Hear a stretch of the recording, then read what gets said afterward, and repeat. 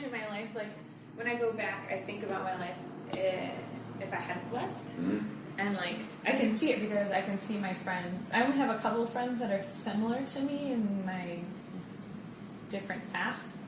But the rest are, you know, are married and have kids and a house and a dog. And I'm going to have dogs and a house, but not in a foreign country and not one that's Colombia. Not what you envisioned when you were... No, but I always, like, even my parents think, they're like, there's always something about you, Tara. And I was like, okay. What made you, like, make the shift? It was volunteer work. We know kind of the story, but not... Yeah, I mean, like you said, people ask you, like, how did you get here? And you could say, I first started studying Spanish in high school. Then from that in college, I wasn't planning on studying Spanish, but I just did it for fun. Like, my mom was like, well, why don't you continue studying a second language? And I was like, okay, I'll do that. And you really like Spanish? I was like, yeah, I do. So I did that, and then I majored in it. And then I studied abroad in Spain for 6 months, and I volunteered at a school teaching. Teaching English? Mm-hmm. Yeah, with kids. And so that was my junior year of college, and I just thought, like, well, you know, after college, it would be really fun to go volunteer teach somewhere because I really liked it in Spain and had a good time. And I was a tutor in college and always liked teaching. I have, like, a teacher personality a little bit. Yeah, I just like that. So after college, I worked for a while, saved up enough money, and then I left for Chile for a year. Okay. So I was there teaching English as a volunteer teacher. And then in Chile, at the end of the program, I wasn't sure what I was going to do. And then I contacted the program and asked them if they had any other opportunities available. And a spot came open in Colombia. And it was like working with the pilot program here because they had just started the program. Cartagena? Yeah. In Colombia in general, because this is the time where Colombia now became safe again, after the violence, and people were starting to come back to Colombia.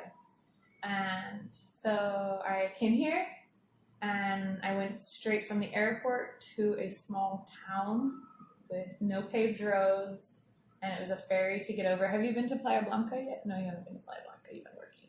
Where? Okay, so Where's there's islands out here. There's an island called Isla de Baru. Yeah, but this is what we're talking about going. And Playa Blanca is there. So we're like the Rosario Islands over there, and it's okay. It's technically, it was a peninsula, but the Spanish dug a canal through it. Okay. So now it's an island because it's separated by water, but it's like small. But when I was there, you could only cross by ferry. Okay. And now there's a bridge. So it was a ferry to a dirt road, and now there's a bridge to a paved road all the way out. Okay. So it's a really nice drive. It's really pretty. Yeah. But yeah, I lived out of town out there. So like 20 minutes, 30 minutes from the bridge, I would say. Okay. Out there, and it was just like paved roads, small town. Beautiful. When I arrived, it was a bit rough because I arrived in the dry season. So it was quite surprising because we took, I don't know, have you guys gone to the back neighborhoods yet in Cartagena? Yeah. Like along the mangrove area. It's like shanty houses. Yeah. Okay, where it's like water comes up to it. Yeah, partly, yeah. Okay, so I drove straight from the airport along that road and then out to this small town, which was not, there were shanty houses, but there are also brick houses, but it was pretty much like the same like feeling of just complete poverty, pretty much. So I worked at a school out there. It was an ecological school, and I worked there for 6 months. And when I arrived, it seemed like it was just dry. Everything was dry. Nothing was green. It was dirt road and dust everywhere, and like this small, impoverished town. And I was like, okay, like I can do this. Yeah, I got. Okay, this is what I wanted. Exactly. I did ask for the island experience. I was thinking more like hammocks and like little huts and things, but this is okay. I can do this. And then like the electricity would go out, the water would go out. We taught in open air, so like there was just a roof and one wall. And each of the classrooms was like that. And so like I had cows walking by and chickens, and like the street dogs would hang out under like the teacher's desk with me, and yeah, possums hanging out my roof, and found a scorpion the first week. Wow. Yeah. I In remember- my room. I remember running with Scorpion in Guatemala. Yeah, that was a surprise. I was like, okay, I got this. Yeah. I got this. Yeah. Put on my tennis shoe and killed it. They look fake. The thing is, it's like you look at them. And you go, is that? Yeah, Is that what that? I think Yeah. that's a scorpion. I see these drawing. Yeah. yeah, it's a surprising experience. And I ran and got my friend. I was like, you gotta help me. I'm gonna put my tennis shoe on, but you gotta like be my support here as I kill this scorpion and watch me do this. Oh, you had a friend from the same program? Yeah, there were 6 of us in total, Okay. and we were all staying in the dormitories there. And we stayed with the doctors that volunteered at the clinic. So we all lived in this dormitory housing together and had this experience. Which helped, I'm sure. Oh, to deal yeah. with- No, with not dealing with everything on my own completely. Yeah. We all had each other as a support system. Sure. But it was still like 3 buses a day left to come to Cartagena, and it was like a day trip to come in, like be in Cartagena. You go to the grocery store, you would like feel, yeah, that kind of stuff, and then we would spend the night here in a hostel, and then like go back. And so it was like it was 6 months. I can't say I was very happy to come back to Cartagena. I was like, oh, okay, like I had. Yeah, this is nice. So I came to Cartagena because the program asked me to be the national director. So I worked with that, and then I traveled to different cities where the different program had expanded to, and I did that for a couple of years. And Which cities you go to? Because like it's. I mean, I traveled for like maybe a month and a half here, and like stayed, but some of the like the disparity of it's crazy. the regions are very different, Yeah. and like the situation, like I was going to schools, and the experiences of the teachers at the different schools was completely different. I would have to say being on the island is one of the most difficult locations of all the teaching experiences, but I went to like the coffee region. I went further in here on the coast. I went up the coast. I went to Bogota. Yeah, that's pretty much, those are there's like 5 different cities. But predominantly like in the poorer Yeah. areas, and we're in Bogota. In Bogota, oh goodness. I can't tell you the exact neighborhoods, I can't remember. They're just, I can't tell you. There are 3 teachers there. I can't tell you that, but I visited the schools. Yeah. So you came back to Cartagena. Yeah, I was living here, and then I did that for a while. Then I got burnt out on the volunteer thing. I was being paid, but it was still like not paid a lot and a lot of work, and so I became a teacher here at an English institute here, and I did that for a little while, and then I started the business with Walter. Okay. So Couple years later. you were at the English Institute when you met him at the apartment. When I met Walter, I was the director. I was working for the NGO. So I was working from home and then traveling. So that's when I met Walter. Gotcha. So I was working from home and he would come visit me. All right. I remember that time of the story. The The story. 1 o'clock, you have a break. Yeah, I thought he was crazy at first. I was like, this guy is like, he must be really lonely or something because he comes and visits all the time. But he brought Coke, right? He drank the malt, I think it was. Yeah, he drank Pony Malta and he brought me a Coke every day, and then sometimes a snack.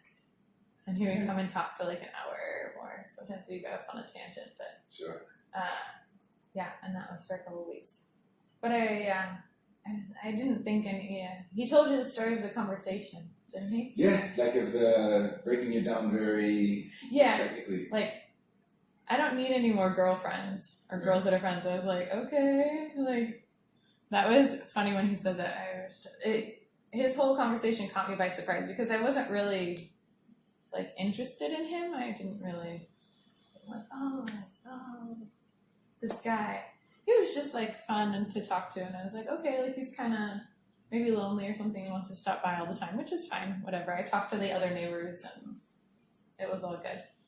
But yeah, when he like had that conversation, I was like taken aback at it, and I was like, well, let's try this. Why not? Sure, let's go for it. So yeah, it was a very not a normal like dating process, at least for me. Like most, like, before it'd be like you go out on a date and you talk to people and you talk about superficial stuff and you don't talk about a lot of deep stuff, and so it was just funny, the whole situation. Yeah, I get to the point where like however two people get together, you know, like I always just like, this is not works, and then I hear these stories, and then well that works, and then this for a couple people not working, like how they got together, or you know how it works for them when they're together. So I kind of just suspend that. It's not even judgment, but just I guess like expectations and assumptions of how it should be or can be, and you know. Well, I had never had anyone tell me like, oh, you'll fall in love with me. Like you might not be in love with me now, but you will fall in love with me in a month. And I'm like, okay. Like, I haven't heard that one I was like, I haven't gotten that one That's before. A new one. That's a new one. Usually it's like you have a good time on a date. Yeah. Feel like we'll connect. Yeah. You know? You will fall in love with me in 30 days. You're like, okay. 28 to 30. Not sure yet. Exactly. You don't really hear that one. No. That one's new. But yeah, so I was working for the NGO at that time when I met Walter, and I'd worked for them a while during our like relationship, and then I became the teacher at the English Institute. Okay. Yeah. Do you remember? I mean, what we're interested in is like the experience of just being here as maybe if you have some stories of just like cultural differences that like you didn't understand something, or someone like said something that it was misconstrued, and something like that probably happened much more in the beginning of your stay here. It did. Well, I mean, I came here thinking I could speak Spanish, and I was wrong on that one. Even though I had studied Spanish, majored in Spanish, lived in Spain, lived in Chile, like. Why is it so different here? The accent, the vocabulary. They speak very quickly here. They cut off the words. I just remember getting in the cab, and like it was my first cab on my own, and the taxi driver said something to me, and I did not understand a word. And then he repeated again. I'm like, nope, nothing at all. And I'm like, okay, yep, here we go, starting over again. Because the same thing happened when I was in Spain, the same thing happened when I lived in Santiago, and now it happened like here. I'm like, well, that's just normal process. Like, don't understand anything. Okay, here we go again. But cultural differences, I don't know, there have been a lot of cultural differences, stories that I can think of. I don't know, in anything in particular, or every day there's probably a cultural difference. I mean, old ladies cutting in line is one of them, and having to tell them not to cut in line. I've become much more like abrasive, and just much more I tell it as it is type. It took me a long time to be like, go past the organ nice, because on the West Coast, especially the Northwest, it's kind of like the Midwest, and we're kind of passive aggressive, and like very, like, I don't know if you've heard about the Minnesota nice or the Oregon nice. It's like you're very nice, but you also have passive aggressive things. But here it's just like in your face. Yes. Aggressive. Yeah.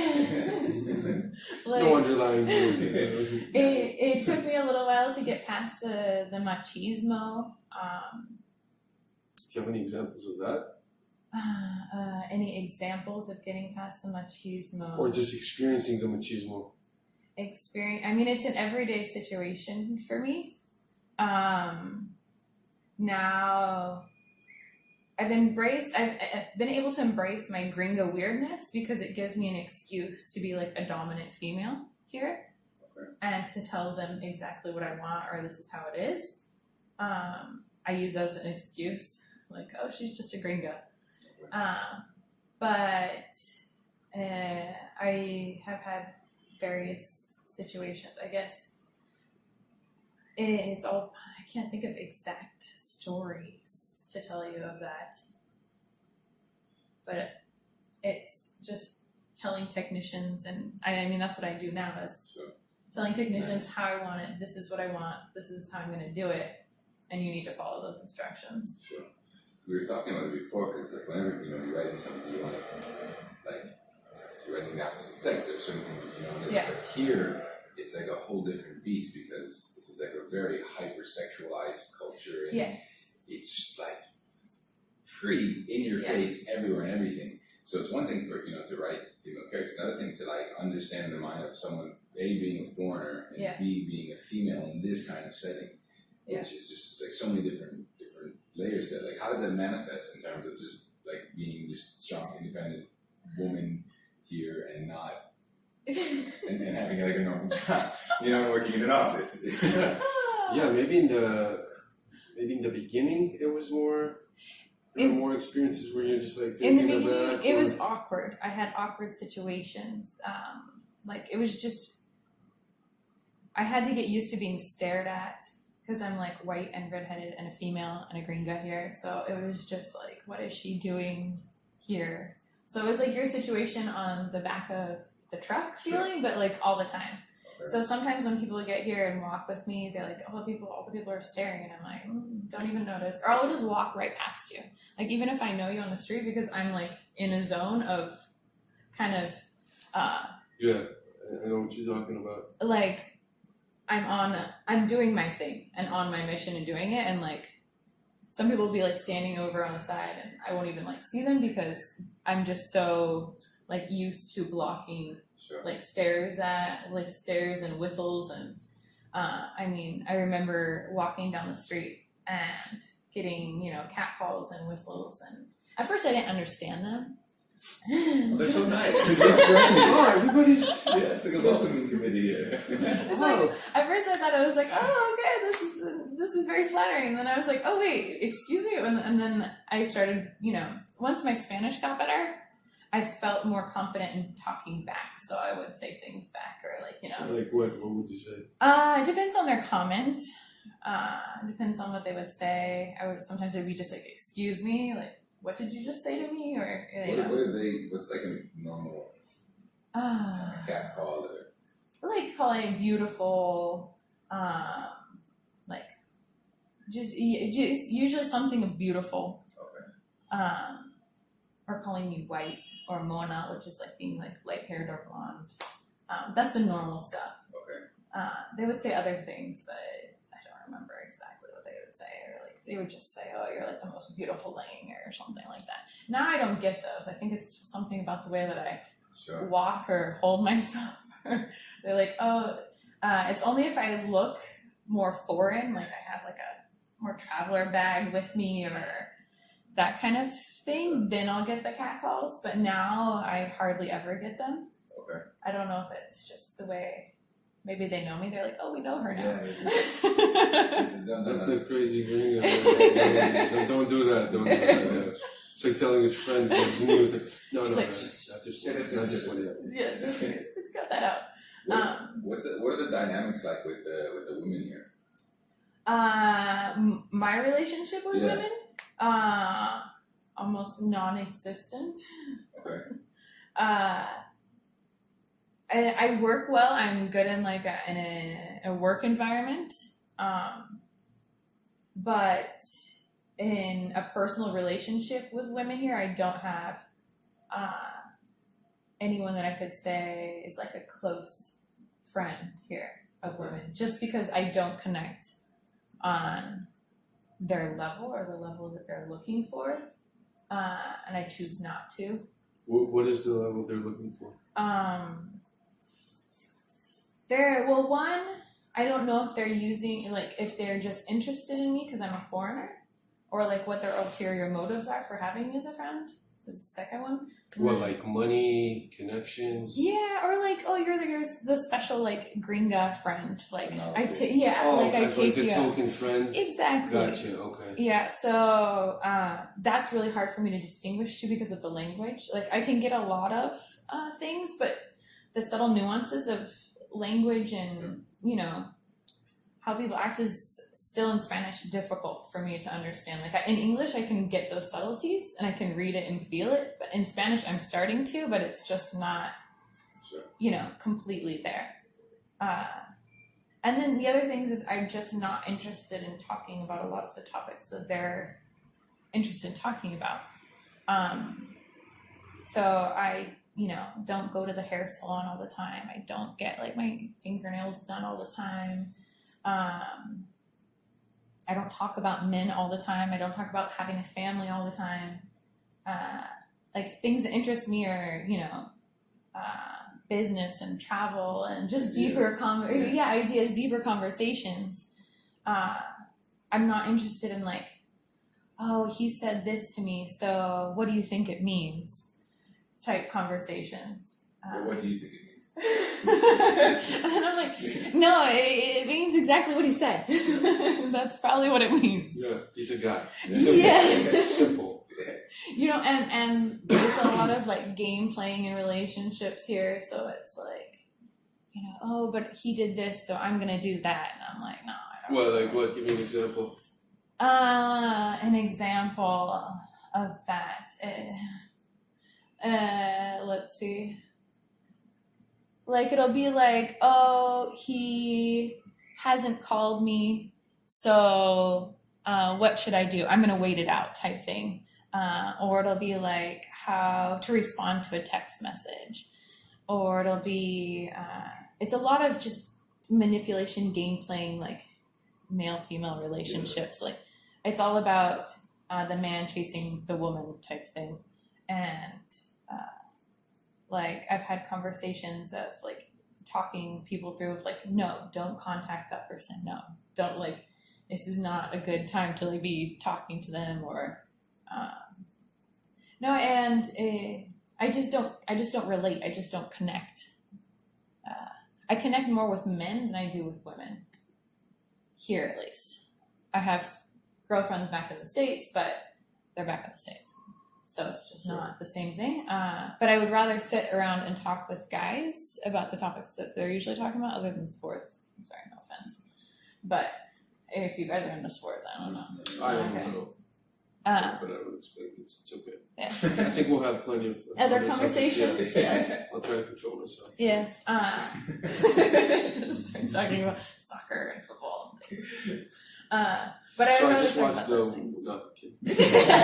Really great. That's really fun. It was funny, like sitting in the plane and like seeing all those people wearing sports paraphernalia. And I was just like, oh, that's so. It's really, really intense here. Yeah, well, here it is, and I'm used to it here. But in the States, I'm like, oh my god, like there's like all the teams and the football, and like everything's sort of like all around what's happening with football, and like. But how does it, like, if you're sitting around with men, because there's also, like you said, like the machismo. Oh yeah, and I don't fit in on that one either. Right. So how, Yeah. like, so say they are talking around, like, and you're sitting with them and you want to contribute, or like how do they respond when you want to contribute to the conversation? Like you have an idea you want to share with them, and then I usually share it. I usually keep quiet a lot of the time. I'm more of a like sit back and listener, okay, and I'll just listen to the conversation a lot. Like I'll make comments when I see it fitting, but then again, I'm not like I've had multiple situations of people here, Spaniards and Americans, not what would you say, like not inviting me or not including me in that. So it'll be like we'll go out to Walter and I don't go to social events anymore now, but before we hardly do. We're like more homebodies. sure, But before, when we were invited to more social events, we would go out and I would spend more time. I would spend time with the women and whatever, but I'd also spend time with the men in their conversations. But it got to a certain point where they're like, okay, Tara's not included in that like conversation. Does that make sense? Like it would be like a subtle moving away. So I would go back with the women, or I would be like in this, purgatory situation. Yeah, like an example. An example of that. Dinner parties. I've been into multiple dinner parties where I would I mostly sit and listen. But I would conversely be like normal, not awkwardly Sure. silent. Yeah. Walter has his awkwardly silent moments too. I don't know if he's told you about that. Yeah. Oh no, that's what he does too. He's like awkwardly, so he sits back too and just like listens. but I've been to, like, we would be invited out to a friend's birthday, and we'd be all sitting around, and I would sit and talk with the women, but then I would also like shift over to the men because I would get kind of bored with the women. Oops, that's the recorder. Still recording. See? That's what the case is for. Yeah. Does it have the warranty of 3 meter test dropping? We'll find out when I come back to the Maybe I should. Maybe we can move this closer a little bit. Yeah, that's right. That would be. Like invited to a birthday party, and yeah, I would just move back and forth to both groups, but there would be like a physical like shifting of like the men moving away. I don't know if you've seen in most parties like the men and women just kind of naturally separate. Yeah. Like the men start talking among the men and the women start talking among the women in Sure. like group settings. Oh yeah, like in general. Yeah, in general. Okay, yeah. So I would just go back and forth between both groups, but at a certain point I would just feel it that I was not like welcomed in the men's group, even So though we're I talking had about women right now and stuff like that. not that I wouldn't, but it's like they don't want me to hear those things. Right. The same thing happens with American men here. For example, like in our business and our partnerships, like Walter would be invited out to things, but I wouldn't be invited to go, even though I'm like in on everything and like having my own opinion and fully, partner and working on everything. I wouldn't be in that group. Also because men want to do things that they think that I wouldn't approve of. So that's mostly what it is, because they're like, Like what? What do you mean? like they want to talk about other women. They want to talk about, I don't know, things that their girlfriends or wives may not approve of. So that could be alcohol, could be drugs, could be other women, other relationships with other women, could be a multitude of things. Sure. But that's usually the topic area that Okay. comes up. So yeah. So I've had both those, like, multiple situations where Walter is invited out to go places, and the men will go to it, and the women will stay back, or the women stay with the kids. So I either have to go with the women and the kids, which I don't have any kids. Which, like, kids are cool and all, but it's Any like dogs? I have dogs. I like my dogs. But it's like I don't have those kids, so I can't relate. Be like, oh, your baby has a diaper rash. Oh, you can do this. Like I just don't have that relatability with them. Sure. So it's in, yeah. What about Almost before all. you met Walter? Like, were when you were here as a teacher's volunteer, were there situations where like men misconstrued some of like your behavior, or you misunderstood something, or into certain places where you used to tell people to like, all right, Back off. or it's a little bit of those experiences, which I'm just assuming they happened much more in the beginning because you were just getting used to the culture and what's going on. I did have to tell, I had like advances by different men, and then I did have to tell them to like back off or like to chill out.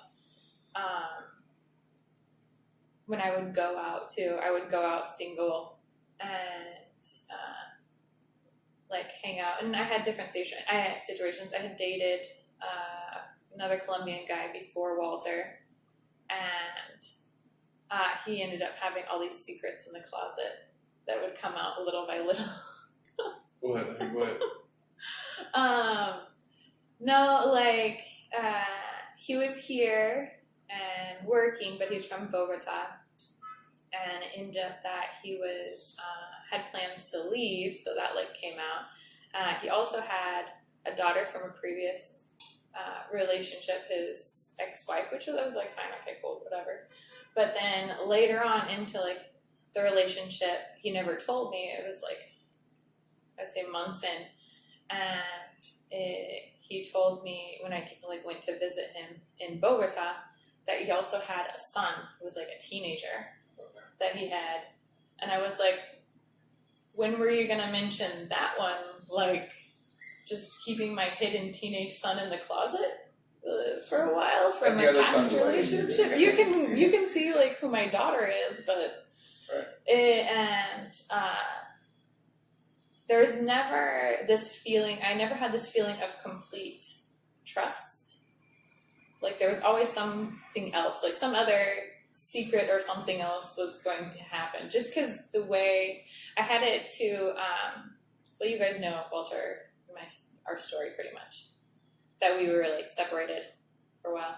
You know, like Yeah. broad strokes, we didn't Broad get strokes. into the detail. Yeah. But I had dated when we were separated too, and similar situations with Colombian men. Again, there was this, like,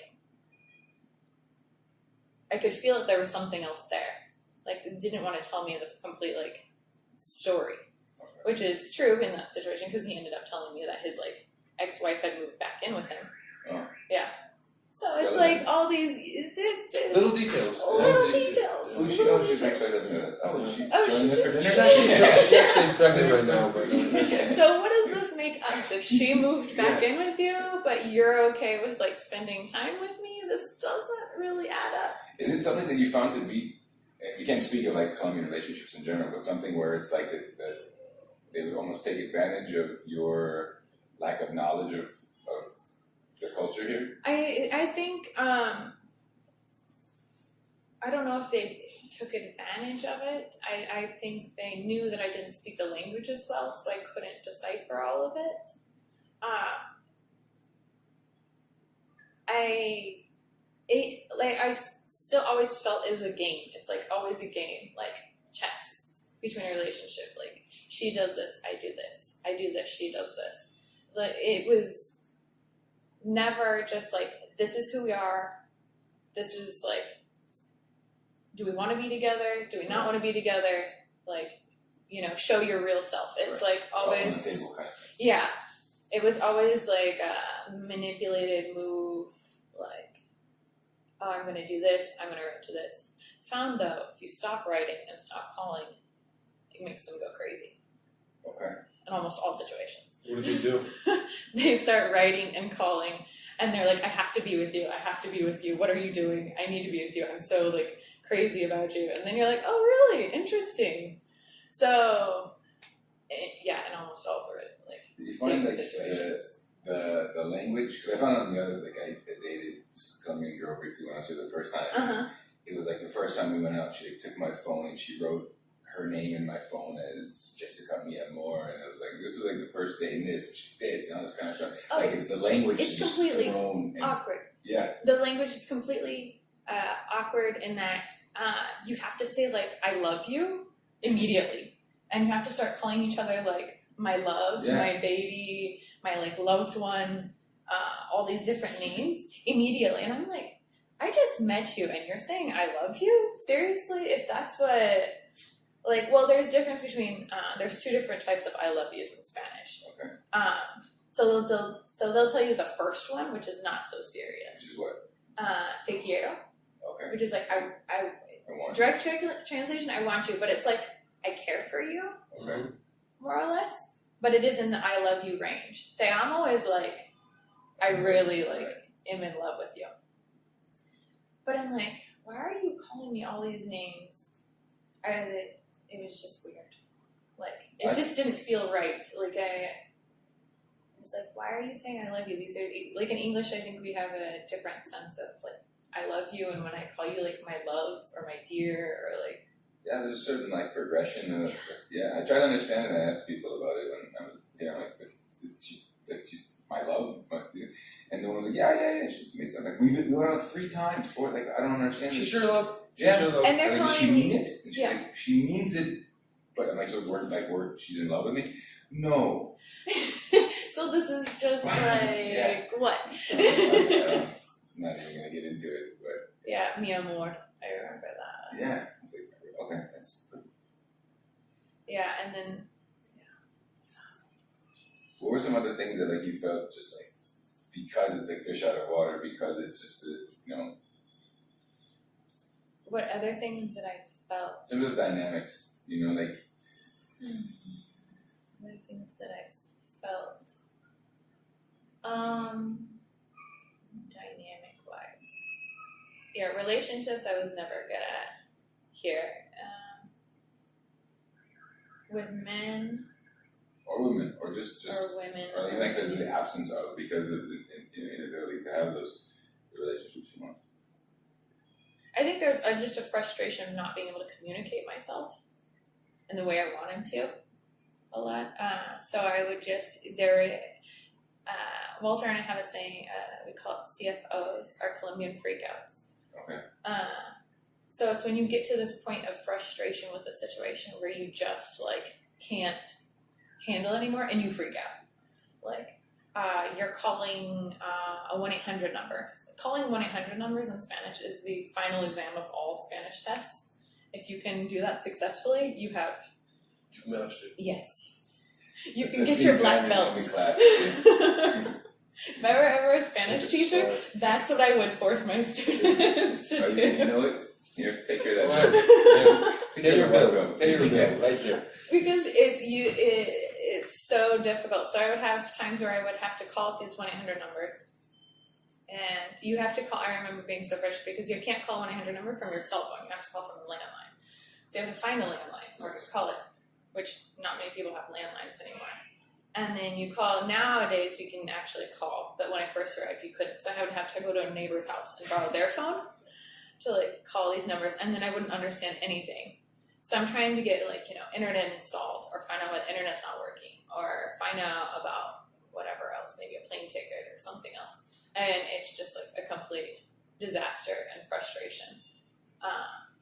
So You wouldn't just, understand the words, or it's just Yeah. was. Oh, okay. I wouldn't understand what they're saying because they also speak in a very polite, like formal way of speaking. So language that you're not used to hearing on a daily basis. Okay. And they're speaking quickly and on the phone.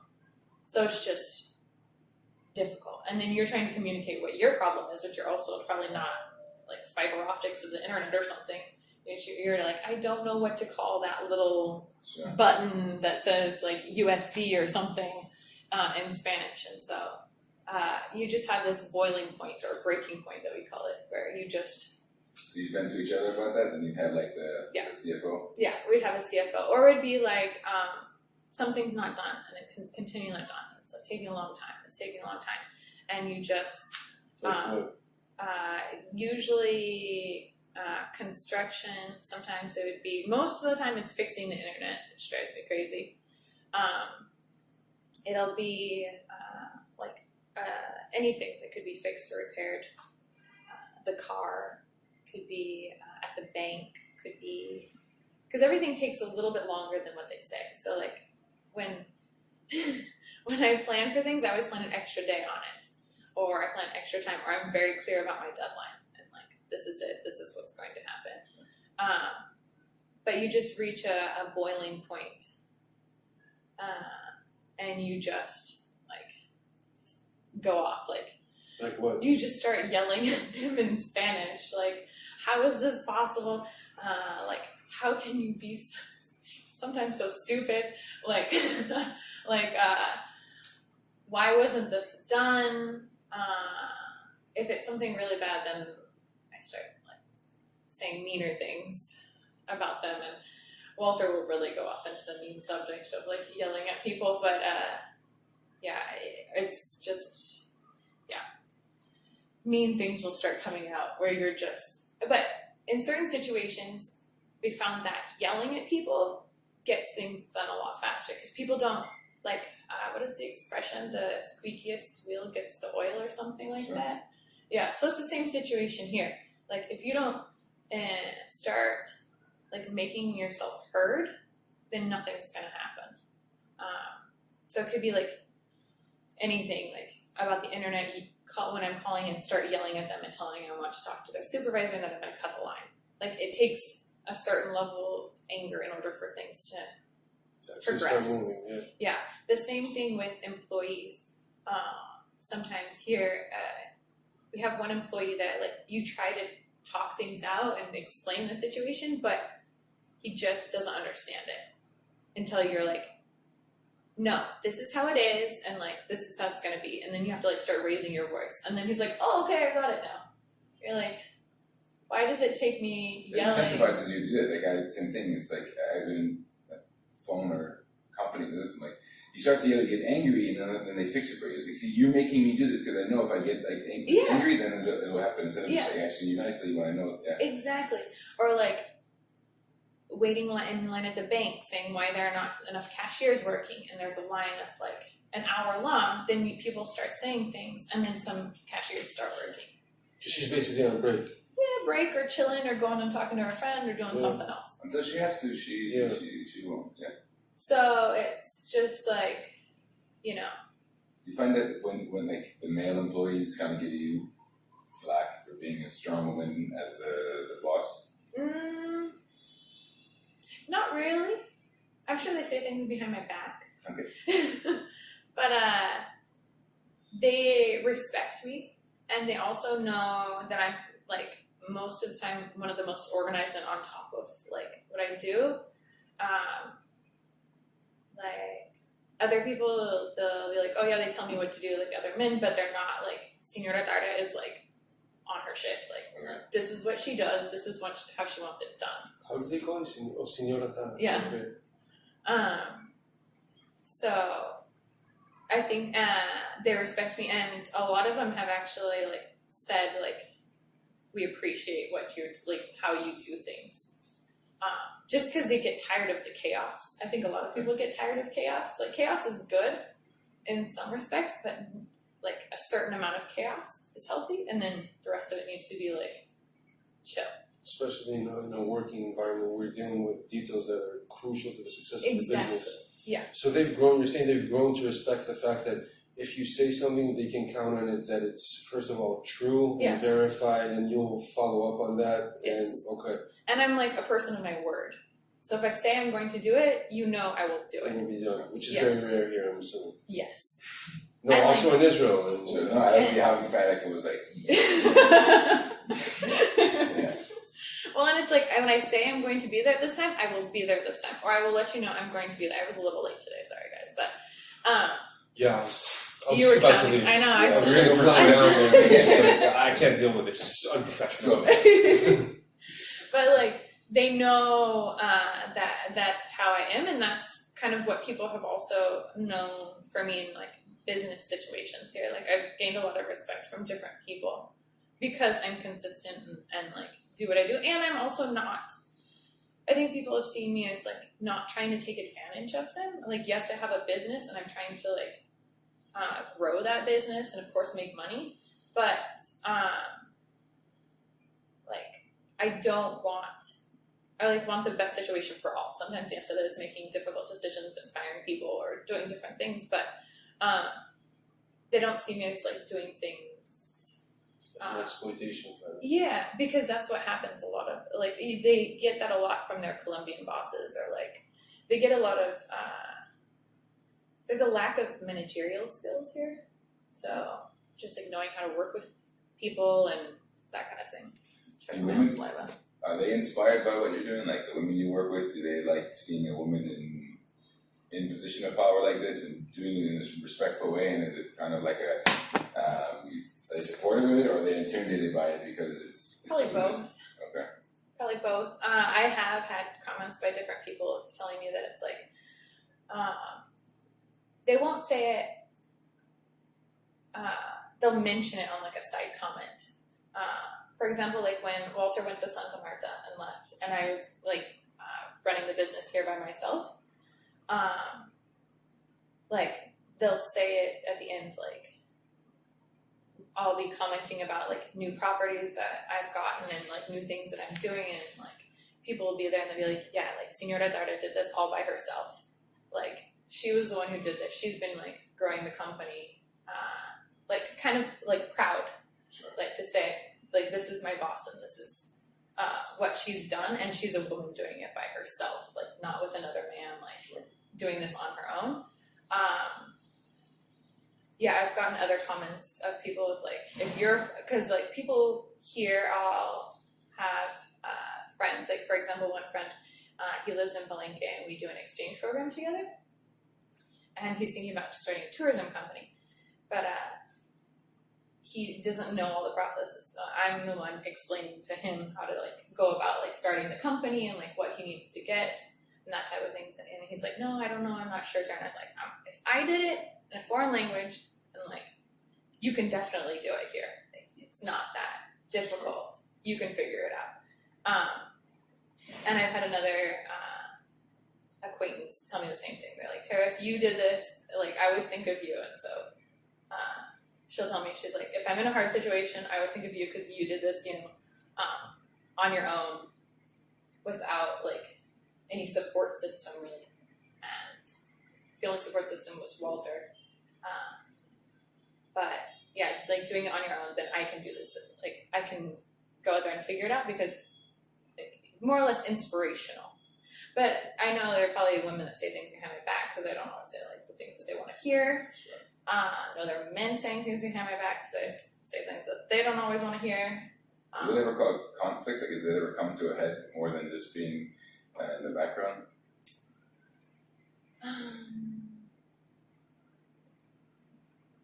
More in the background. A conflict.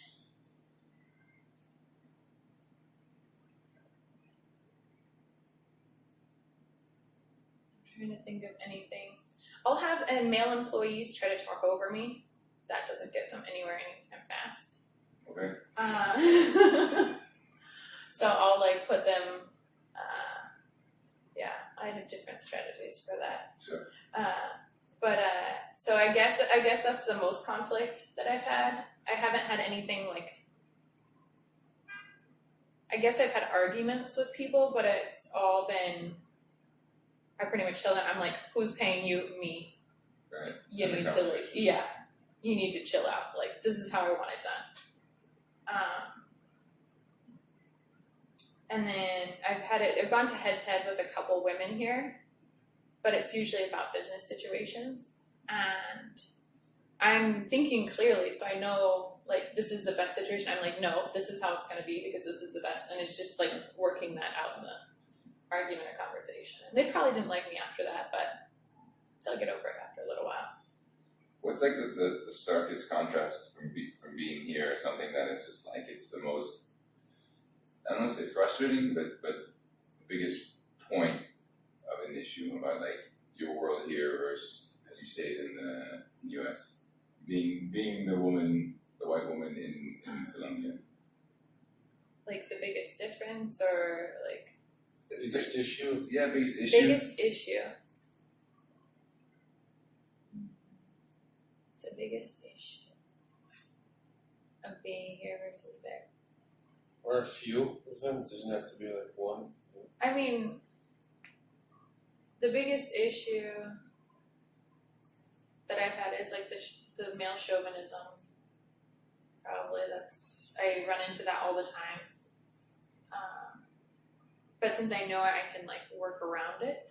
And it's just more on a subtle level, Yeah. like an undercurrent. Yes. Like I also use my femininity to help me too. Okay. So like, of course, like I'll like smile and like talk nice when I have to in certain situations because I know that's what they want from me. Doesn't mean that it's like something I want to do or like naturally. It depends on the situation. Like I'll have like property owners that'll start like flirting with me, and which is like okay, that's whatever. It happens between men and women, right?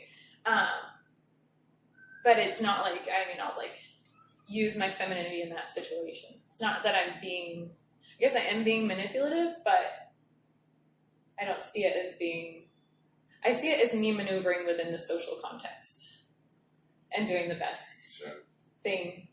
That For that happens also situation. in the States, right? Yeah. It's just a natural.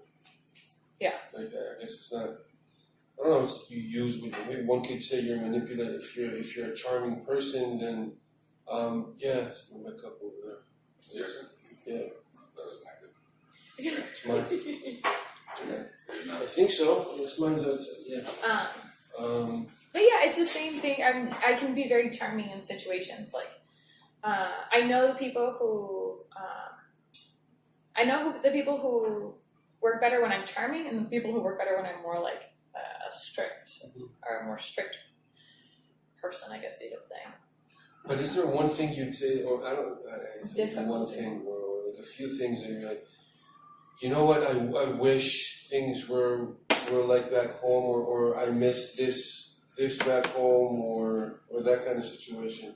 I mean, Obviously, like you're in a great situation here, but just little things of My first 3 years outside of the States was when I had the most, like, I miss this from the States, or I wish it were like this. It was probably at, like,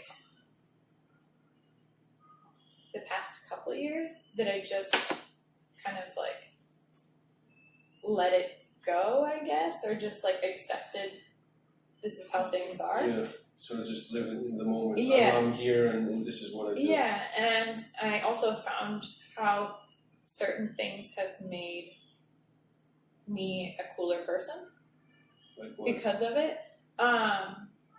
Like, people freak out in the States about no electricity or going out or not having the air conditioners working, or like, they'll freak out also about, like, little things, like things that are not worth freaking out about because they don't have anything else to freak out about. So it'll be like the smallest of things where you're just like, why are you worrying about this when it's not an issue? Shouldn't be an issue. Certainly not to that degree. It might be a Right. minor inconvenience, but Not a big deal. So you're saying it made you more flexible and resilient definitely. and definitely. like sort of a value system, I'd say, Yeah. or something like that. Yeah, definitely. It is, or it's just understanding, having context or a perspective. Perspective, yeah, that would be the word. Yeah. I'm just like, no, it doesn't. Like, we're not all gonna, like, die if we don't have electricity for. A couple hours. Yeah, it's not a big deal. Or I always am looking for a solution, I guess. And I've become more creative in finding them because of being here. So, like, yeah, it sucks when certain things happen. But if you're having fun finding a solution to it, and you're finding a solution to it and working towards it, then, like, you're good. Mhm. Um, What about the first 3 years that you said like? What were the kinds of things that you missed? I missed the food. I missed hot water because I didn't live here where there's hot water. I missed family events, like being together for, like, Thanksgiving and Christmas. I missed having close friends, like having that relationship or having that, like, a network. A lot of it was building a lot of the first few years is, like, building your network, building your groundwork, finding the people that you can trust, finding the people that will be there for you, or that you know don't have an ulterior motive, or they do, but it's not, like, devastating. Sure. But it's figuring out, like, back at home, I know which accountant to go to. I know which lawyer to go to because my parents had it, and this one's recommended by this person, and which doctors to go to and how to go to the doctor. I know the grocery store, which brands to eat of your food. Like, going to the grocery store here is, like, at first I'm like, I don't even know where to begin. But after the first 3 years, or probably 4, after building that up, you feel more comfortable in a situation. So that's probably one of the biggest issues, is building a network of things to support you. Because when you're by yourself, you just have, like, nothing to work on. Like, there's no relationships there. You're just, every day is always something new, which it is still here, always something new. But it's a little bit easier because of having that network and support system. So that's probably one of the things I missed, is having that network. What about the holidays? What's a Thanksgiving look like here? What's a Christmas look like? No, Thanksgiving is a normal Thursday. Yeah. A work day. You don't do anything like No, I found that it's easier sometimes not to celebrate those things. Okay. Because being away, you don't know you miss something until Sure. you get reminded that you miss it. Like, I didn't know I missed macaroni and cheese until I was reminded that I missed it because I saw it and I wanted to eat it. Okay. Like, it's like, oh yeah, or like, it was hilarious. I was just back home and I went to the grocery store. So going to the grocery store with my in the US when I'm back visiting is like, oh, we better set aside like 2 hours Okay. because I go through the grocery store, I'm like, oh my gosh, I want this, or oh my gosh, I haven't had this. But I was walking into the grocery store, my dad was making fun of me for it, he was giving me a really hard time. Because, do you know those pine cones that smell like cinnamon? Like, have you never had those? Okay, well, it's a Christmas, Sounds amazing. they're pine cones, I don't know if it's a Northwest thing or an Oregon thing, but, they're these pine cones that smell like, cinnamon, and, they smell like Christmas. Okay. And when I was walking to the grocery store, I like smelled it, and I'm like, I have a very good sense of smell, and I like beelined over to it, and I couldn't like stop smelling them. I was like, Dad, we're buying these. I will pay for these. I will get these now. Like, we're just gonna buy a bag of these. And he started making fun of me because I was like, we were walking to the grocery store like totally normal, and then I just like total tangent, like he lost me, and I was over there like smelling the pine cones. Amazing. Like it's a random like they're $3 bag of pine cones, and now they're in my parents' house, and it smells like Christmas in there. But Okay. Do you You like know- other things like that too? of like things that I miss or Yeah, just kind of like you didn't even realize it, like that, like the pine cone thing, like a little. yeah, I guess foods. A lot of times it's food because it feels like comfort at home when you eat food. Sure. So it's like when you eat Thanksgiving, you feel like you're at Thanksgiving. So when I don't, like I said, I don't celebrate Thanksgiving here just because I celebrated it here before. Walter and I did it with like friends and have had different situations with, but sometimes it's just like easier not to have that reminder or like Because it that almost you're not reminds there. you of how different it is than the real thing. Correct, and that I'm not there. Right. Like I'm not with my family. I'm not like spending time with them. I'm not cooking the turkey with them. It's like better none than almost. Yes, and it doesn't remind me. And then I mean, but going back, like for example, now I have to like process. I'm like on the processing stages of everything. I haven't done that yet. So, but I've also found how superficial everything is. Like Christmas and everything. Just so many things I see are just something to buy to spend money on. Like it's you have the money, so you're just gonna spend it on it. Like On they're that day, like on Yeah. this time. yeah, this time of year, it's like, wow. But I can also see now the purpose of Christmas, which I had never seen before, going back at this time of year, is like, it is cold, it is dark, it is rainy, it is like snowy, and having some lights on your house and a tree up, or like, I don't know, you guys have Hanukkah and lighting candles. I really don't know much about Hanukkah, so. Oily food and like candles. as well.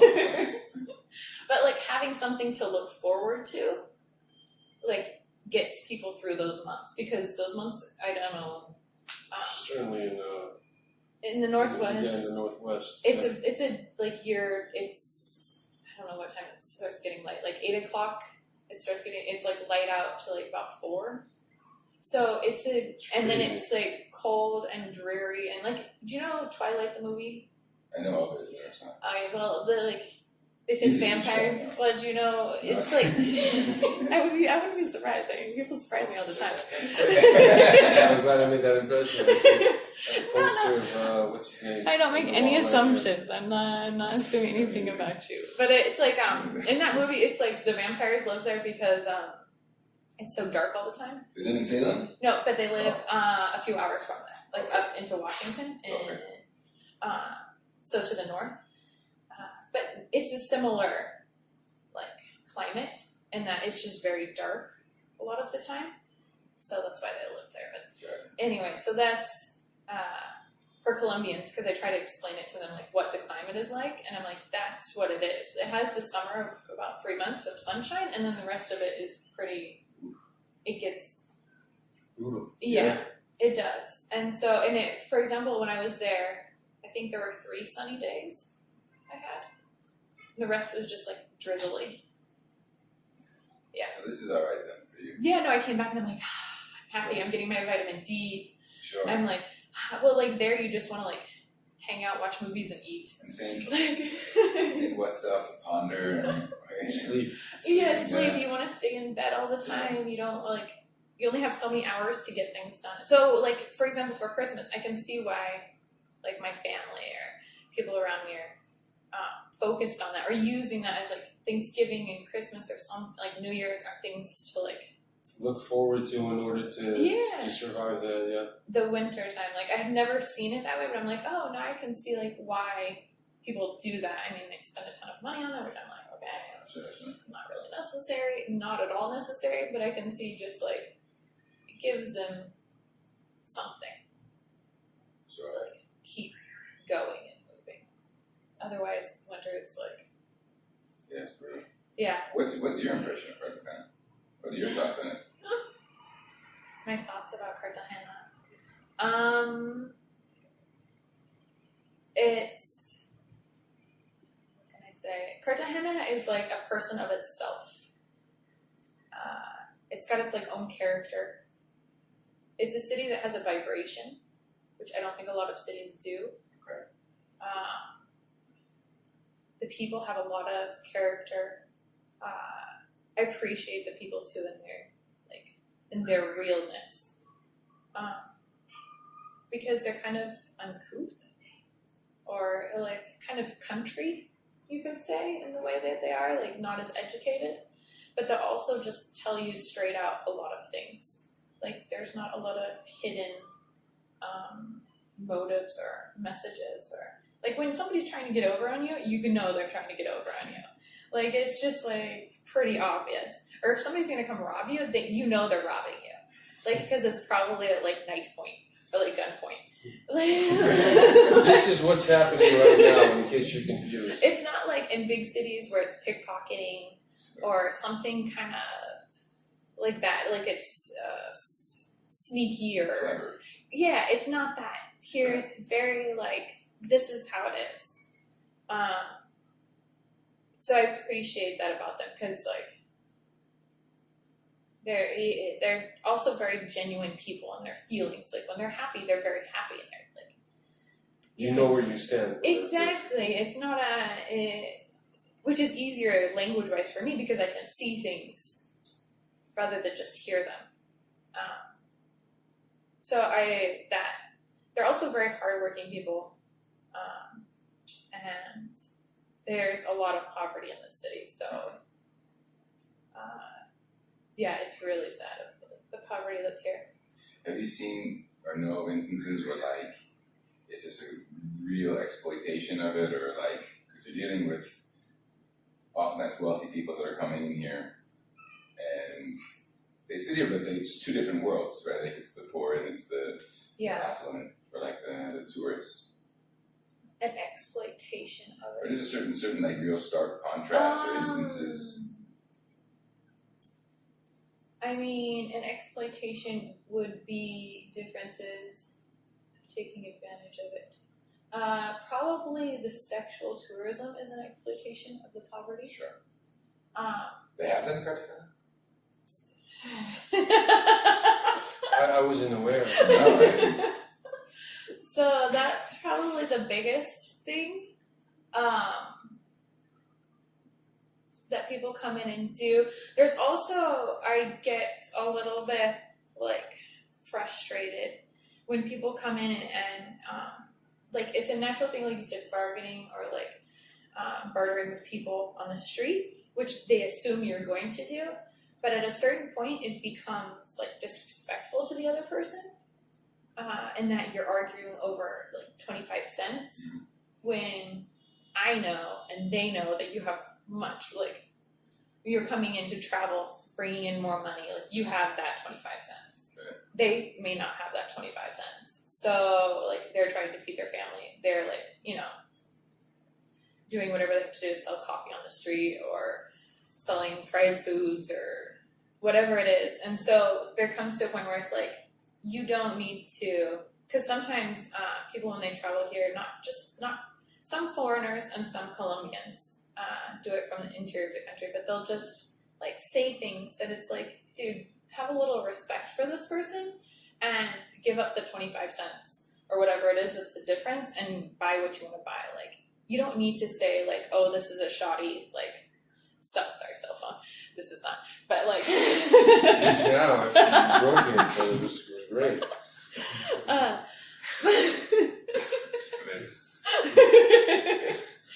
But Chinese, by the way, don't disrespect the Chinese. well, everything's from China nowadays, pretty much. So, you know.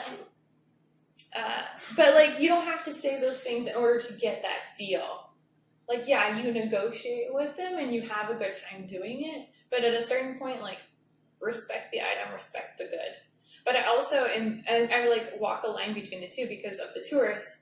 I'll be with the vendor or whoever we're bargaining. I'll be like, dude, I know the price of this. This is not this price. Yeah, you're Like, taking advantage of the tourists. Exactly. So I become very defensive of tourists, but I also do like vice versa. I flip sides depending on the situation.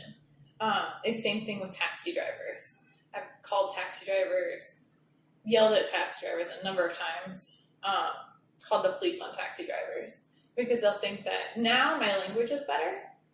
So they automatically think, and just the way I like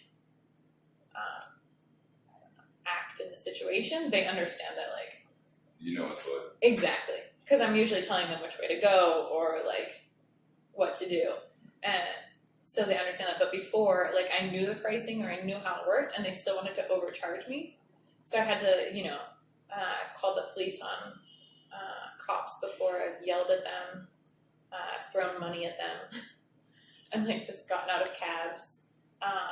But you throw money at the Yeah, because I know how much it is, and I just throw the money at them and Okay. say, "Take it," and I'm leaving. You want to chase me down? Chase me. What was the situation you yelled at the police?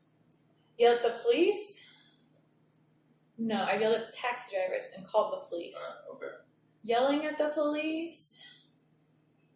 You had run-ins with them just about the clear them trying to extort you?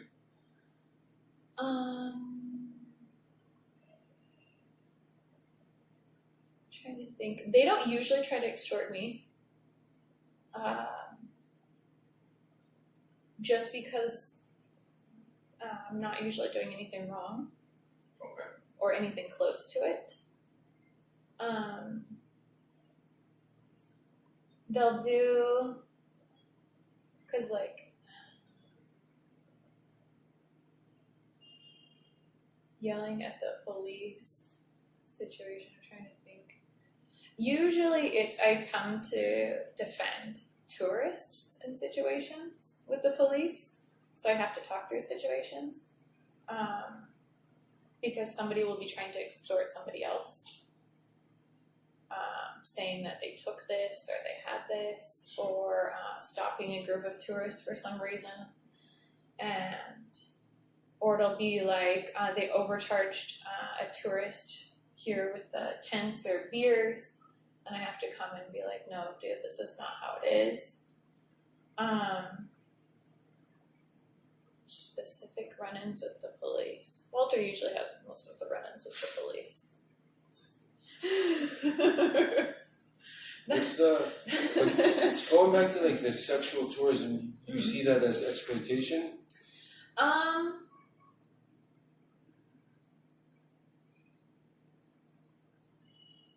I see that. I don't know if I would see it as exploitation. I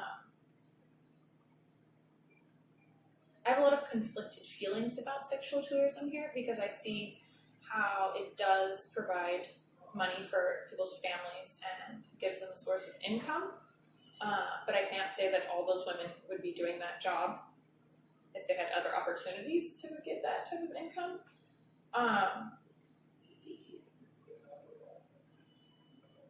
So, yeah, sexual tourism, I mean, it's, as being more of a stronger female, it's very strange for me to see it so open and so common. And I'm in situations where I'm speaking to so-and-so's girlfriend, which they had previously hired and now they're girlfriend and boyfriend, or, it's just... What do you mean? Like, it'll be guests that come in that meet ladies or like ask about ladies. Like, at first I didn't want to even speak about it. I didn't even want to talk about it. But I realized that it was kind of part of this business of having vacation rentals, and that people were going to ask me these questions, so I had to figure out how to answer them and how to kind of walk two lines at the same time. So it's just like, how can I explain to you? Everyone is open to doing their thing, which I'm cool with. Like, each of us has our own decision to make, and that's what we want to do. So I allow, like, I cannot say that's wrong. I cannot say, that's not right, or you shouldn't be doing it because of this. But it's your decision. You make the decision. As long as everyone's an adult and consenting, I'm like, that's you. Like, if that's what you want to be doing, then go ahead. And to the women, I'm respectful. Most of the women don't like to speak with me or don't like to be around me. I could be their Thanksgiving meal and reminding them of something that they're not or they can't have in their life. So when I have to show up at certain situations, they just are like, don't really know what to do. Most of the time,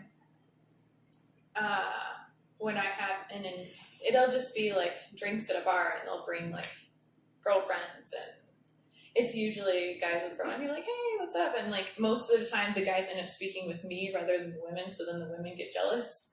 They're like, oh, like, what is she doing? You're seeing the American guys that come here and they hire someone for the night, and then they're there as basically sort of whatever. Like a girlfriend experience like type the thing. girlfriend experience, but they're actually interested in talking to you because you have more in common. Mm-hmm. But what were you saying about like people that basically they hire someone for like girlfriend for the night, and then she becomes their actual girlfriend? Yeah, guys, it's common here for like foreign guys to find a girlfriend. Sometimes they find her online, sometimes they find her just by visiting, and they'll meet like a woman and they end up liking that woman, and then it ends up being like their girlfriend. So they'll be like, come on out, Tara and Walter, I'm going out with so-and-so, and we're gonna go out to dinner, which we like the guest or like the person. And the woman, I don't have anything against her, but it's just like I'm in these situations where I'm like, having conversations with women, which we have nothing in common pretty much, because many of their, once again, conversations are very superficial of like, oh, this is like my cell phone, blah, blah, that he bought me, or, Here's my phone. Yeah. Did you ever This is have my the shoe. experience of they also tried for me to communicate with the other guy. Like, they're like, Tara, can you please explain this to them? So like, I don't understand why he's doing this, Tara. Can you please explain this to me? Did you ever have a situation? I mean, I'm thinking it might be in the TV show regardless, but because this is all basically like it's very loosely based on Walter's life. Right. Like it's not like the character of Walt. I don't even know Yeah. if it's gonna be probably not gonna be called Walter, but it's not gonna be him. It's gonna be like Right. Inspired by. pieces Okay. of elements, a lot of exaggerations, a Yeah. lot of different things because it's TV and it's People, drama. people want to watch drama. You're not gonna it's not gonna be like you. It's like Especially, Am I gonna have to hide my face no, after this? that's the thing. Like the dynamic and the story is what's like so unique about it. And it's Yeah. like you add, you take away, and Yeah. you do it. So don't be like you're gonna like see yourself like wearing this. yeah, no one's gonna Like be able to freckly like. redhead in Cartagena, Colombia, and they're like, Tara, it's you. Your name is Rara. Rara. I think you can do better than Rara. I don't know. But that sounds good. Also because it's just the nature of it's not like a film. So there's many hours, there's many side stories, there's Right. many No, different that- characters, that there's makes many. sense. It's like it's really inspired by Walter's experience, and I'm assuming the actual character of Walter is going to be unrecognizable to you or to himself. Mhm. It's going to have certain elements. Incognito Of- type. yeah. I'm okay with incognito. Yeah, you'll know. You'll be like, oh, okay, that's like maybe he knows. Okay, it. yeah, that's the specific story I know that happened to Yeah. him, but it won't be sort of like anybody could Like follow the pieces and No, because it's not because a lot of just because obviously Walter's life and his characters is very, very interesting and fascinating, and that's why it inspired Zach to be like, oh hey, there's a TV series here, and that's what also I was so excited to start working on it. But certain things need to be exaggerated.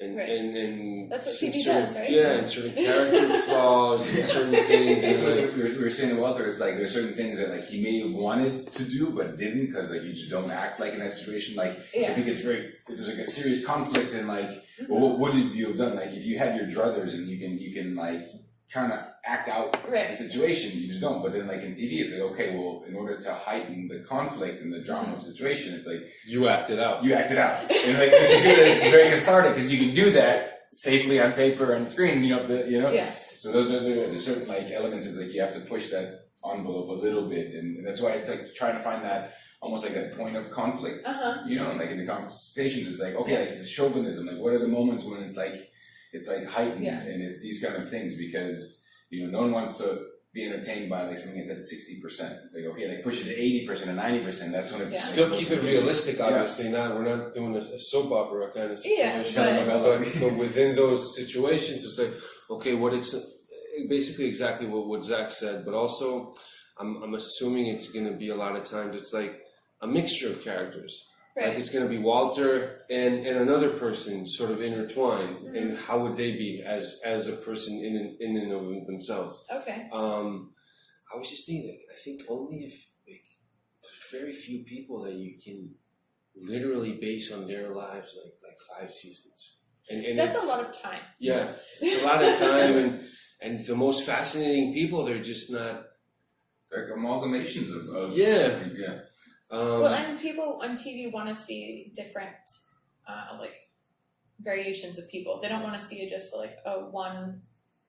How would you say this? Like a one-dimensional. One layer. They Yeah. want to see the multiple layers, and those layers may not be there, or they may be there but never acted upon, or Exactly. like the more subtle, and it's like to make this person more compelling. It's like how can we heighten this, and like there's this strange dichotomy in this person where it's there and it's hints of. But you want it to be more dramatic. vibrant. Exactly. Dramatic and more expressed. Yeah. Yeah. I just thought of a chauvinist experience when I was dating a guy. He told me he saw me in the car with another guy, which is actually it was a woman, but he did not know that, and told me I could not have men in my car that I purchased myself. Oh, nice. Okay. So that's one example that I remembered specifically. So that's chauvinist because I just told that to my girlfriend. That's pretty standard. It's good to know. I was like, it's good to know. we're not going to talk about that. That was actually a woman in my car. We're going to talk about the real issue of why you think that I cannot have another man in my car. That that is just, and we're not even in a relationship, like a closed. What is the word? Monogamous. Yes, monogamous relationship.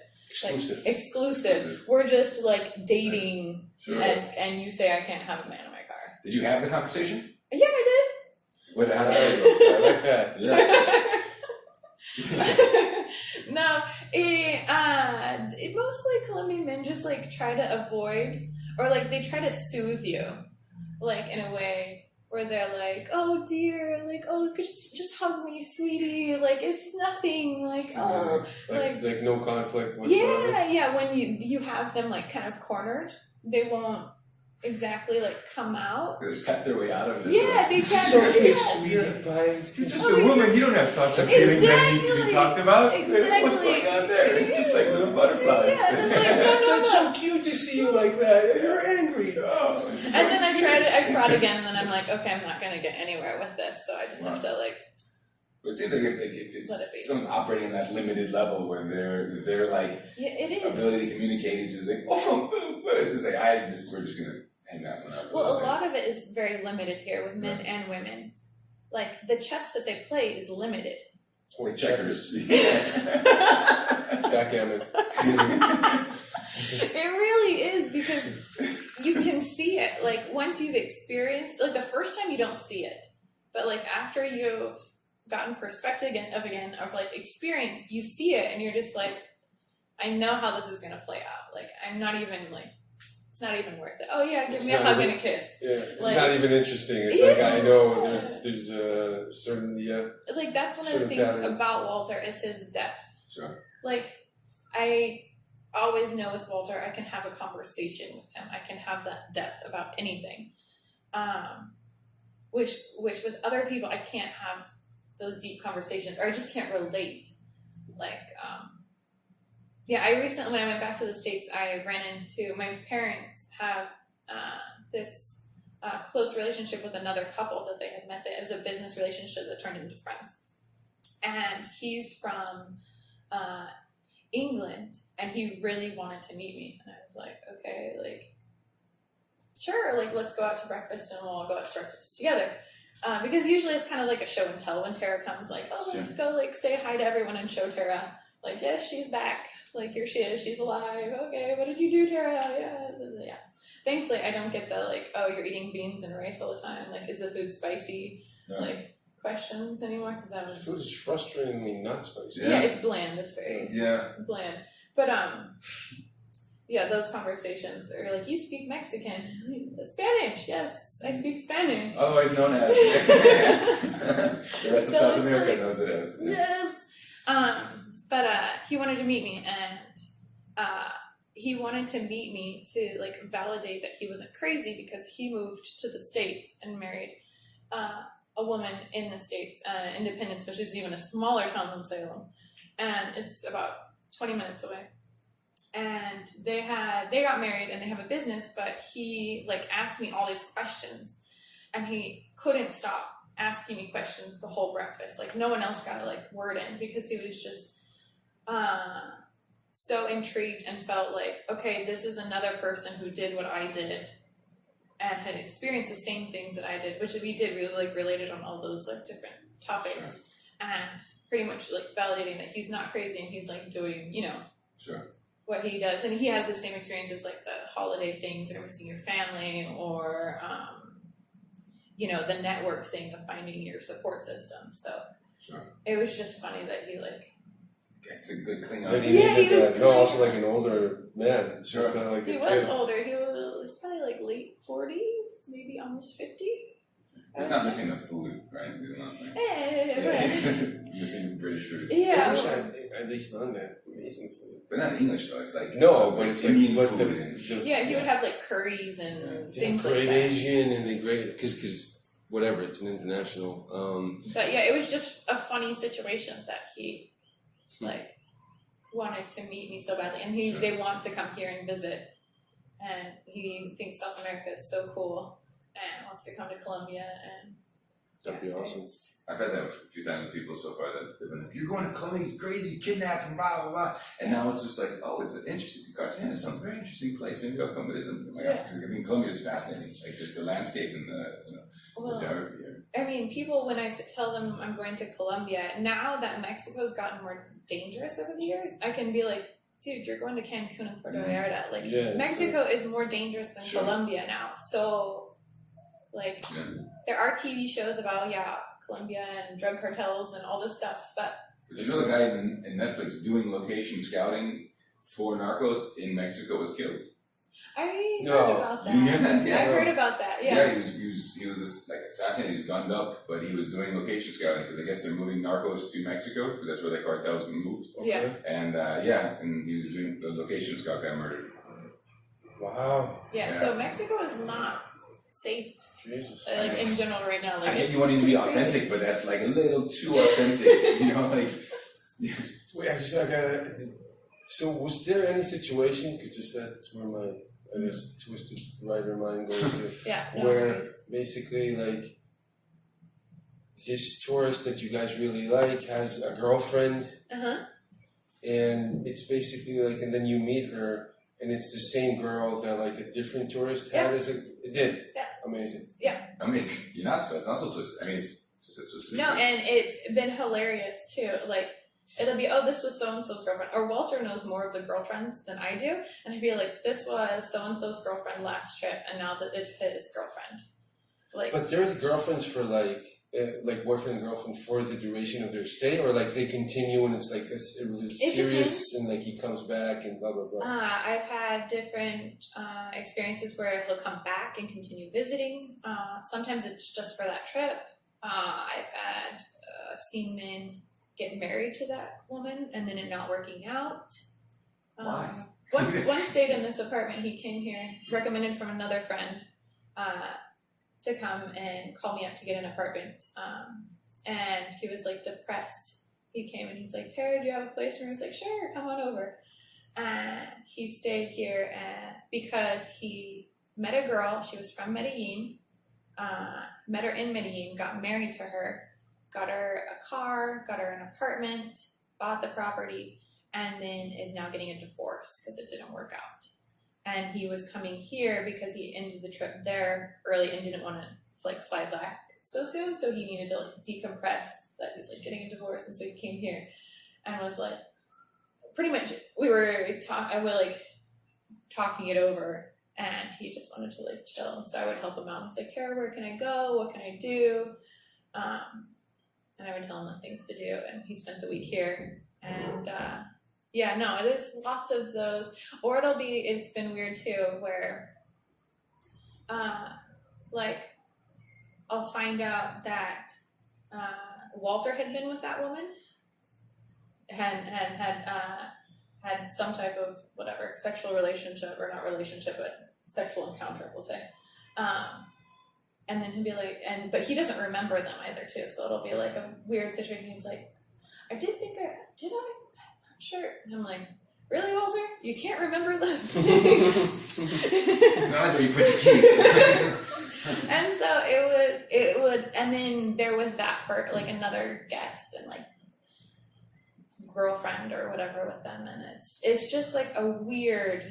How do you act in those, like, let's say with like the tourist, that it's like he's so in love with her, but you know that like a month ago you had dinner with a different tourist than her, like. But it's her job. Yeah. I mean, I don't like. No, don't judge her. Obviously, No, because but she's working and she's making money, so I'm like, go for it, girl. And if this is what this guy wants, like a lot of guys come looking for that. They want the Latina, they want the exotic, when they just. Maybe it just didn't work out for them in the States. A lot of time, like I tell the guys, I'm like, dude, like, I don't know if this is it for you. Maybe it is like it for you. Like it could be, Sure. But like, you know, is this someone you could really talk to? Is this someone you can converse with? Or is this, you know, like just an arm candy situation? I mean, I asked them, I'm like, well, what are you like looking for in this like situation? Because this woman, like maybe she does really love you, but maybe she loves you because you're taking care of her family now, or like maybe she won't love you when you get back to the States. I have seen one marriage, like happily married, a guest who came here. He used to have lady friends. Yeah, lady friends. He used to have lady friends and come here with guy groups. And he was a sweetheart. He's the cutest little guy. He's older. A lot of the, like, yeah, some of the guys are older, some of the guys are younger than me, some similar in age.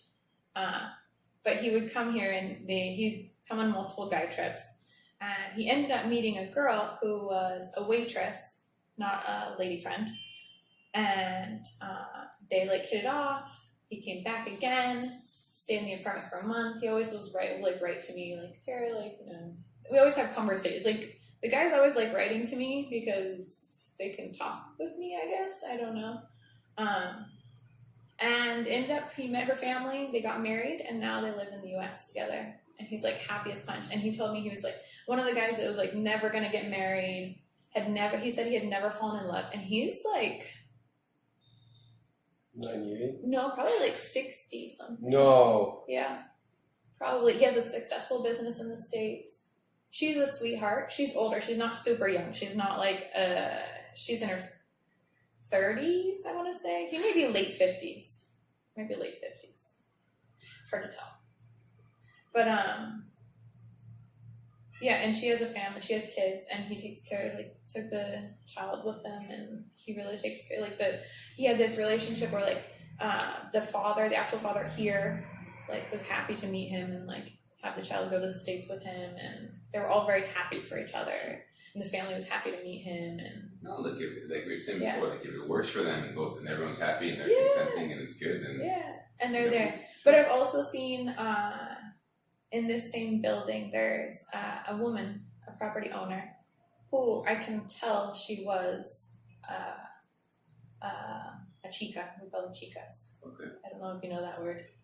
Yeah, Girls. good, Yeah, you got it. She's a chica. She was a chica. You could tell because of her plastic surgery that has been done. And she said she got married to this gringo, and then they got divorced, and he bought her this apartment. So this apartment was her, or this condo was her property, and so she wanted to rent it out. But I could tell that she was one of those lady friends that they like got together, and that's how it worked out. And now she's older, still has lots of plastic surgery, but like starts looking rough. Like everything starts looking rough about them. Does that make Because of sense? plastic surgery? Just the plastic surgery and their life, and it's just like rough. Like it's not taking its aging toll. with grace. It's like aging without it. It's like Yeah. hard. That's not Transition. aging. Like it's trying not to age, but aging. She's fighting the aging yet. Yeah, Aging. and Like, so- like she probably shouldn't dress the way she dresses at that age, and Yeah, that's one of the things. yeah. that's a good point. Yeah, may have noticed that. Do you want me to have a conversation with her? I can just break it down. No, that's not. No, I'm that's happy. good. She is actually lives in the interior of the country. A lot of the lady friends come from the interior of the country, and that's where she comes from. And then she goes to the U.S. too. But yeah, it's just lady friends. It's just it's a weird dynamic that I have to, because like guys will get in trouble too, or like I have to talk to them about bringing guests in or visitors, because they'll ask. I'm like, okay, well, you can bring visitors in at this time or that time, or they always say, what should we watch out about? And I'm like, no, like anything you do, always get the price first. Like, Yeah, we were laughing, like, we're probably the only two guys to come here and be like, yeah, no, we're not going to do any of that. Like, we're just going to have nice and sit and relax and quiet and No, make dinner. you're not the only ones though. Okay. There are Okay. others. There are others. Some that surprised me that I thought they were here for that and they didn't do that.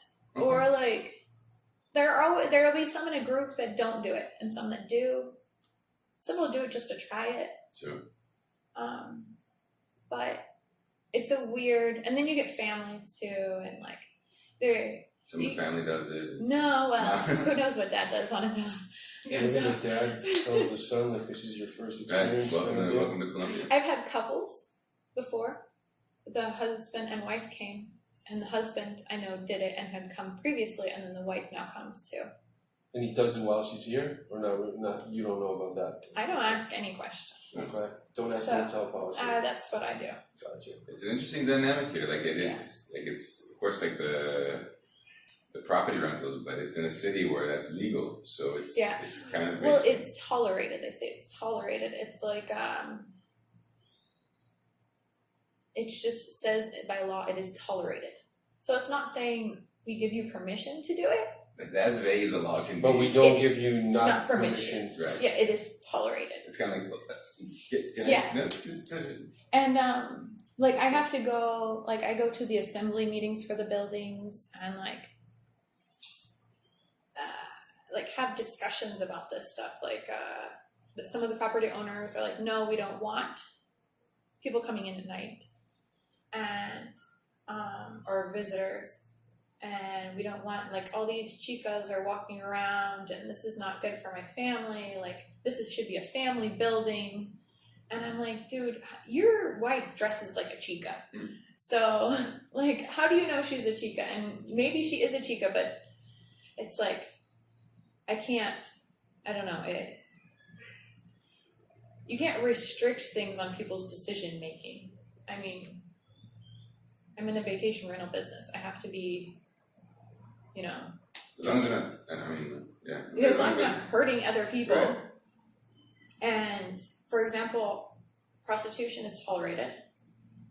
Drugs, you can have personal use here on you. The only thing is not as child prostitution. Really? That sucks. So well, that's Should we get the Yeah, flight? that's oh my god, you too. Change the flight. You can be a bit like sarcastic. So at disappointed. Like, I hyped this whole place up for nothing. Yeah. So it's like, I mean, I can't judge people because by law it's tolerated. So it's just a weird situation. But and I mean, I've walked into different things, and The situation. What do you mean you walked into different things? no, you'll walk into people like,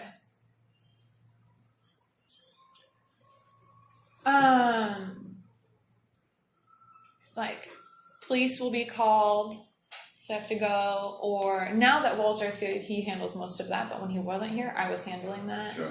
I'll come in, drugs are on the table. I'll find bags of things left behind, Coke, pot, all different kinds of things. Sure. I mean, I have to teach the cleaners to flush everything. If you have no idea where condoms can hide or lie, or where people put condoms, Jesus. Jesus. Use condoms? Yes, you mean? use Oh, condoms. God. You don't want to know. I'm okay not knowing. Yeah. Yeah, this is one of those. I'm Like, curious usually, but here I'm saying. Yeah, I already have way too many images in my mind right now. It's just like those things. I mean, I came here as a volunteer teacher. I never expected myself to be amazing. to be in this situation. I was working with little children, like kindergarten to third grade, teaching them English. This is not what I expected, and I don't tell people. Like, I have a clear policy of like, don't tell people. Like, I just don't tell people about other people's what they're doing. I don't tell people about what's going on. The same thing with the employees. And I never thought I would be having to handle these situations. Like, I always tell the maids, like, if there's any situation that you feel uncomfortable about, you have to tell me. The maids come in because there'll be like girls with the guys and they want the place cleaned up, or, you know, I always tell them if there's any like abuse of any kind or anything's going on that, you know, think that shouldn't be happening, to contact me so that I know I can like handle the situation. But it's What kind of abuse? well, it's like you always want everyone to be consenting. And so, or like, I've never had any child prostitution, and I make that very clear that it has to be like over 18 adult consenting, and has to have ID, and has to like, you know, the situation has to be. It's crazy that it's even a conversation. Now I don't have to do it as much. The guys who do the check-ins at all the properties, they have those conversations when guests ask. But when I was doing the check-ins, or more like in contact with guests, I do. I just throw it out there because I'm like, dude, like they probably don't have to be told they have to be over 18, but I tell them they have to be older than 18, because it's like there have been situations where guys like, oh, we want younger, and I'm like, no, you're at an 18 mark and that's it. And mostly girls are like older, into their 20s or something, but it's just, yeah, it's like. I just imagine the conversation you have at your family dinner. Like, so what's it like working out in Cartagena? Well, you'd be surprised when you find out. Put it that way. Well, and it's like, you can't, it's a very like. That's the first sentence. Basically sums it up, yeah. So, how are you doing? What have you been up to the past 5 years? Yeah, no, I can't. Oh, ooh, that's a There's great name like for a kid. many things that are just like, and I'm like redheaded, freckled white girl from Oregon, so it's like a very like not Not the typical life trajectory, I would say. No, not at all. So That's what's exciting about Yeah, it. it's fantastic. I love it. yeah, it's like crazy. It's fun. That's the beautiful thing about life. I was like, I never thought of this, but you know what? That's never what's gonna be going what on. you thought it was Yeah. gonna be. Yeah, no, and I'm like cool with it. I'm like happy it's happening because it's like made me a much cooler person. Mm. So I like that. Cool. Yeah, but yeah, no weird things happen. Guest experiences. weird experiences where it's like, okay, I'm a girl, so I have to like converse with your girlfriend, but it's like. Can't you just put clothes on while they talk about it? Just cover that up for just 5 minutes. Put that away. Can we pretend to be adults here? 5 minutes. Humor me, come on, give me 5 minutes of adult time. Yeah, there's lots of awkward situations. Or like, girls will know Walter, and they like, so it'll be like, they'll say hello to Walter, or want to say hello to Walter, and like, he's with me, or like, it's just awkward, like weird situations where I never thought I would have been. And Yeah. so, yeah. Do you have questions for us? And the e-bike stuff? Stuff we're Yeah. playing, yeah. You don't have to have any, we're not